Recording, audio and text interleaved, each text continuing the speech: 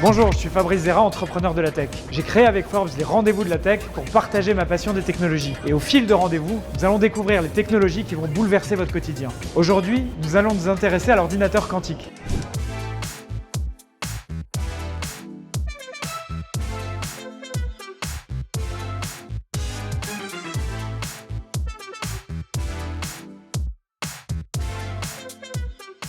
Alors, quantique, le calcul quantique, j'ai déjà entendu ça, c'est de la physique. J'imagine que c'est un ordinateur qui utilise les lois de la physique quantique. C'est que ça calcule différemment des ordinateurs normaux. C'est un ordinateur capable de résoudre beaucoup de problèmes en un temps assez limité, mais j'en sais pas beaucoup plus. L'ordinateur quantique, c'est la promesse d'un supercalculateur qui pourra calculer en quelques secondes ce qu'un ordinateur actuel peut calculer en plusieurs milliers d'années. L'ordinateur quantique fait l'objet d'une course effrénée entre les entreprises. Parmi elles se trouve Alice et Bob, une start-up qui vient de lever 30 millions d'euros, avec qui j'ai rendez-vous. Théo, bonjour. Salut Fabrice. Est-ce que tu peux me présenter Alice et Bob? Alice et Bob, on est une soixantaine d'employés et on a pour mission de construire le premier ordinateur quantique universel et sans erreur pour vendre sa puissance de calcul comme un service. Et quelle est la promesse à terme de l'ordinateur quantique en termes de calcul?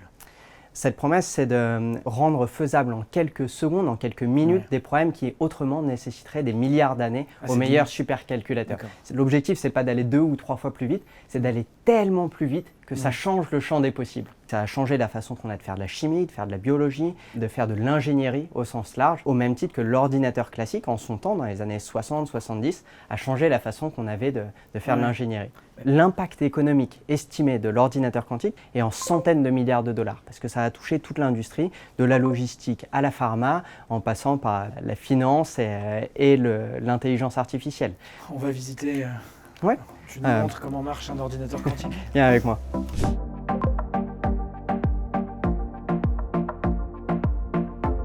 Une puce quantique, pour nous, ça reste un circuit imprimé, comme celle-ci. Une puce avec, en l'occurrence, 2 bits quantiques, 2 qubits, qui est dans son petit boîtier. Là, on les voit où, les qubits? Comment on peut les... Alors là, il faudrait des bons yeux, parce qu'ils font la taille de quelques cheveux de large, quelques centaines de micromètres. Et ils sont contrôlés par des signaux micro-ondes, les signaux des mêmes fréquences que le Wi-Fi, par exemple. Donc un ordinateur quantique, c'est une succession de modules comme ça? Ça va être, disons que ça c'est un ordinateur, c'est un processeur quantique très simple avec uniquement 2 bits. Alors ça ne va pas nous emmener très loin, mais nous ça nous permet de développer la technologie de base, la brique élémentaire, le bit quantique. Combien vous êtes dans le monde à être arrivé à développer au moins ce prototype? On va avoir une dizaine ou une vingtaine de groupes académiques assez forts qui ont emmené la technologie jusqu'à ce niveau de maturité. Et maintenant, c'est dans les mains d'acteurs privés comme les GAFA ou des startups comme nous qui poussons des approches. Alors dans notre cas, chez Alice et Bob, on a une technologie particulière dite du qubit de chat, qui est un nouveau type de bit quantique supraconducteur conçu pour corriger tout seul une partie de ses erreurs. Et ça, cette innovation, ce nouveau type de bit quantique, c'est lui qui nous offre un avantage compétitif très fort et qui nous permet d'envisager d'être les premiers au monde à fournir une machine aboutie. Quand tu dis premier au monde, c'est d'ici combien de temps d'avoir une machine aboutie pour Alice et Bob? Le bon horizon, c'est 5 ans. Pourquoi? Parce que la métrique de comparaison, c'est que 50 bits quantiques sans erreur, et c'est là tout le défi, 50 bits quantiques sont aussi puissants que le meilleur supercalculateur classique. Et à chaque fois qu'on rajoute un bit quantique, ça augmente exponentiellement, littéralement. Ça veut dire qu'on va doubler la puissance de calcul. Si je rajoute 10 bits quantiques, je fais x 1000. Si je rajoute 20 bits quantiques, je fais x 1 million. Donc ça dérape très rapidement ensuite.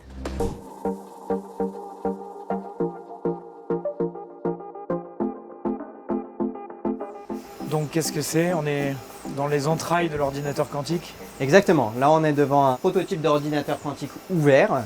Et en fait, ce qu'on regarde ici, c'est un réfrigérateur à dilution. C'est-à-dire, c'est une machine qui nous permet de refroidir nos puces qui vont être à l'intérieur de ces petites boîtes à très très basse température, à près de 10 millièmes de degré au-dessus du zéro absolu, à moins 273 degrés Celsius. Donc là, c'est vos puces refroidies. Exactement. Et tout le reste, c'est...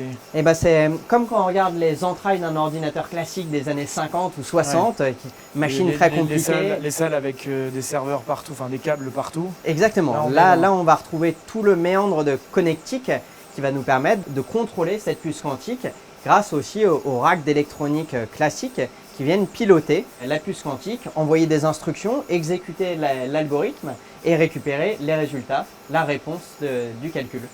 Donc là, la capacité de calcul de cette machine-là, elle est de quel ordre? Oh, elle est proto pur, j'ai bien compris. Mais... Exactement, donc ça va pas battre une calculette de collège à ce stade, mais ça va nous permettre de démontrer certaines des briques technologiques les plus importantes pour parvenir à construire une machine aboutie. C'est ce à quoi on travaille aujourd'hui. Est-ce qu'on a d'autres machines de ce type là en France, en Europe et dans le monde? L'approche qu'on a suivie, c'est celle des circuits supraconducteurs. C'est l'une des approches les plus en vogue. On va retrouver les géants de la tech qui ont choisi également cette approche-là. Mais ce n'est pas la seule piste explorée. On va avoir des camarades français qui vont manipuler des atomes individuellement, piégés par des lasers, d'autres qui vont utiliser de la lumière optique sur des circuits imprimés. Ce qui est très drôle aujourd'hui dans la course à l'ordinateur quantique, c'est que des machines très différentes s'affrontent pour parvenir au même résultat, celui de livrer une puissance de calcul exponentielle. Avec un chemin différent quand même. Avec des chemins radicalement différents. Et il est trop tôt pour dire qui va l'emporter.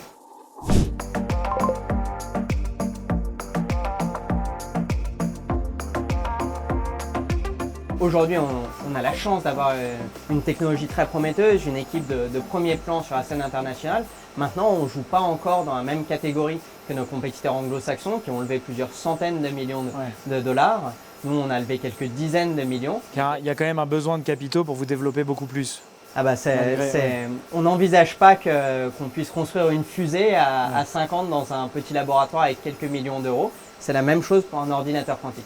À un moment donné, il y a une question de pétrole. C'est pas tout d'avoir des idées. La France est bien placée dans cette course mondiale au développement de l'informatique quantique. De mon côté, j'ai rendez-vous avec le physicien Étienne Klein pour parler de cette prochaine révolution. Étienne Klein, bonjour. Bonjour. L'ordinateur quantique, qu'est-ce que c'est et pour quel but? Alors, la mécanique quantique, elle s'appuie sur un principe extrêmement simple, qui est l'addition. L'idée est toute simple, c'est de dire que on va représenter les états physiques des systèmes physiques par des entités mathématiques, A, B, C, etc., dont on exige qu'elles puissent s'ajouter entre elles. Donc ça, c'est une propriété qui est copiée sur celle des ondes. Les ondes sont capables de s'ajouter entre elles si elles sont de même type. Si vous prenez une onde électromagnétique, vous lui ajoutez une autre onde électromagnétique, la somme des deux fait encore une onde électromagnétique. Donc prenez par exemple une particule, un électron, il peut être dans l'état A, A ça veut dire qu'il est ici, en cette position, il peut être dans l'état B, c'est cette position. Ben, la physique quantique vous dit, s'il peut être dans A ou bien dans B, il peut aussi être mis dans l'état A plus B. Et l'idée de base qui a été formulée par les pères fondateurs de la mécanique quantique, c'est qu'on peut généraliser ce principe dit de superposition à tous les objets physiques. Ben, la physique quantique ouvre à des possibilités technologiques comme la téléportation d'états physiques, ou bien la cryptographie quantique, ou bien l'ordinateur quantique. Les ordinateurs qu'on utilise aujourd'hui sont des ordinateurs qui manipulent des 0 et des 1, ce qu'on appelle des bits classiques 0, 1. Bon. Et c'est avec ça qu'on calcule et qu'on fait du numérique et de l'IA. Mais un ordinateur quantique, lui, utiliserait ce qu'on appelle des qubits, c'est-à-dire des superpositions de 0 et de 1. Et donc, on ferait des calculs avec des états superposés, des mélanges de 0 et de 1. Et on peut montrer qu'avec des algorithmes spécifiques, de telles machines auraient des capacités de calcul beaucoup plus grandes que les ordinateurs classiques. La question est de savoir si on y arrivera ou pas un jour. La difficulté étant que quand vous avez un état superposé dont vous augmentez la taille, il y a un phénomène qui s'appelle la décohérence, qui fait que la superposition cesse, le A plus B devient soit A soit B, et donc vous perdez les capacités que vous donne l'usage de bits quantiques à la place des bits classiques. Donc le tout n'est pas de fabriquer des qubits mis ensemble, mais aussi de faire en sorte que leur durée de vie, la durée pendant laquelle ils peuvent rester à l'état superposé, en luttant contre la décohérence, soit suffisante. Et qu'est-ce que ça changerait au quotidien? Alors je ne crois pas qu'on verra des ordinateurs quantiques comme on voit aujourd'hui des ordinateurs portables sur les bureaux. C'est quand même des c'est des supercalculateurs. Voilà, avec du refroidissement à des températures extrêmement basses. Mais ce qui est sûr, c'est que le premier qu'il aura, aura une suprématie, comme on dit, sur tous les autres, qui va lui donner une puissance numérique, politique aussi, sans doute, industrielle, symbolique. Donc le etc. premier qui l'aura changera le monde, clairement. Changera certains états du monde, oui. Quand on voit ce qu'apporte l'intelligence artificielle et la puissance de calcul, il y aura forcément un changement majeur. Est-ce que c'est aussi stratégique pour vous que le nucléaire ou C'est pas tellement la même chose, parce que si vous prenez l'exemple du nucléaire, à partir du moment où on découvre la fission, en 1938, une fois que vous avez ça, faire une bombe atomique, ou même un réacteur nucléaire, c'est assez simple, il suffit d'y mettre les moyens. D'ailleurs, regardez, la durée qui a séparé la découverte de la fission de la bombe atomique, c'est quelques années. Ouais. Pareil pour le premier réacteur nucléaire. Donc c'était pas si compliqué que ça. Dans le cas de l'ordinateur quantique, il y a des défis technologiques qui ont l'air un peu plus sérieux. Parce que la mécanique quantique est quand même ancienne. La découverte de l'intrication quantique, elle aussi.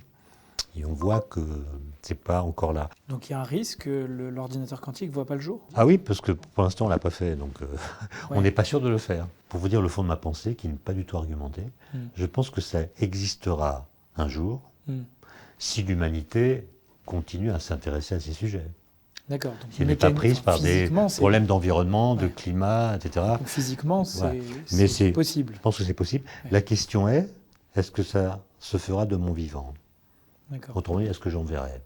Ça, j'en sais rien. J'espère que vous en savez plus sur l'ordinateur quantique et ses promesses. Et Rendez-vous de la Tech, c'est terminé pour aujourd'hui. Merci de nous avoir suivis et à bientôt.